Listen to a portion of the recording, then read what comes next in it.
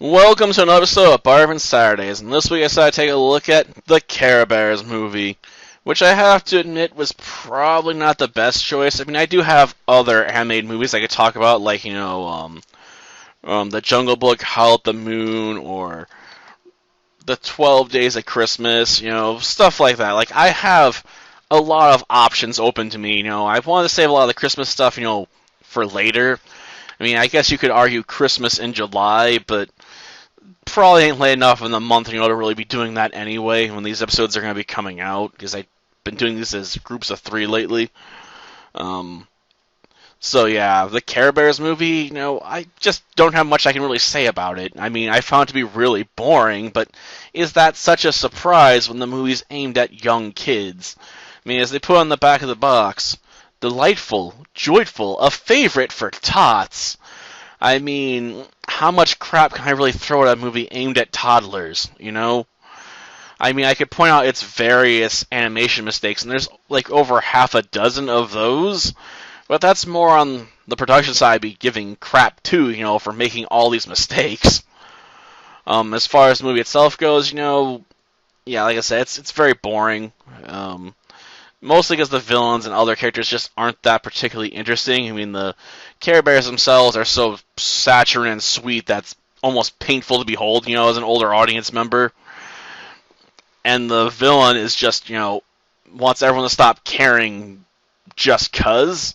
They don't really give her a clear motivation for why she's doing what she's doing other than, she's evil!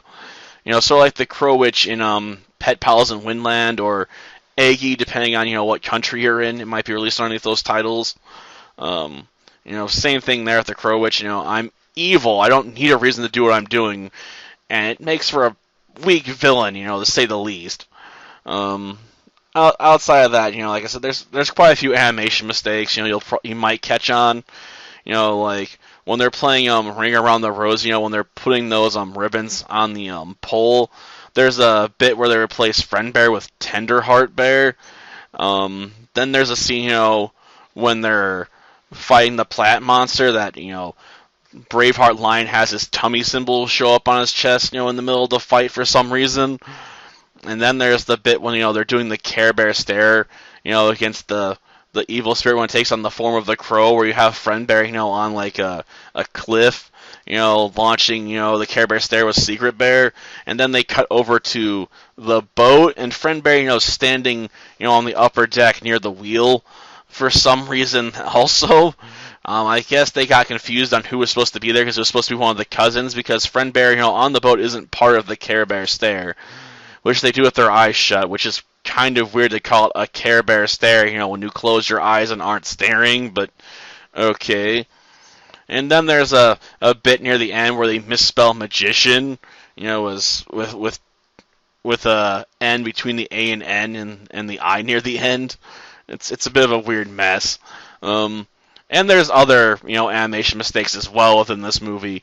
That's just, some of them. There's easily, like I said, over half a dozen, animation errors in this film. But at the same time, like, as much as I can point out those errors, does that make the film, worse for little kids? Not really. I mean, I imagine a lot of 2-year-olds wouldn't really catch the animation mistakes anyway, or at least some of them, would fly by so fast on screen they wouldn't realize that a mistake had been made. So it's stuff an older audience member might catch if they're paying, attention to the movie, but most older audiences, wouldn't be paying attention to the movie at all. This is more like a film you put in front of little kids, to keep them busy while you're, like, making lunch or something, and you're doing something, that limits how much attention you can really pay to them. You're just like, well, I'm cooking on the stove, and I'm working with a knife. I can't, do more than, like, look in their general direction, because I don't want to accidentally cut myself.